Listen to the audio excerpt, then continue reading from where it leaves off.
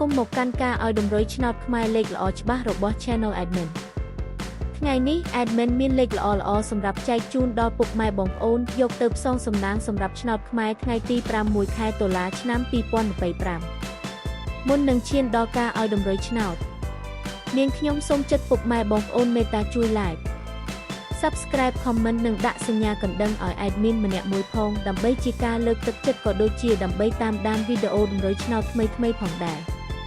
ឥឡូវកុំឲ្យខាតពេលយូរតោះយើងទៅតាមដានតម្រុយឆ្នោតខ្មែរទាំងអស់គ្នាចំពោះឆ្នោតពីរលេខគឺមានលេខ28 46និង70សម្រាប់ ABCD ចំពោះឆ្នោត3លេខគឺមានលេខ778គុណ565គុណនិង869គុណសម្រាប់លេខអូសខ្ទងគឺមាន20និង40សម្រាប់លេខអូសចាសឥឡូវនេះវីដេអូតម្រុយឆ្នោតរបស់ Admin គឺបានដល់ទីបញ្ចប់ហើយ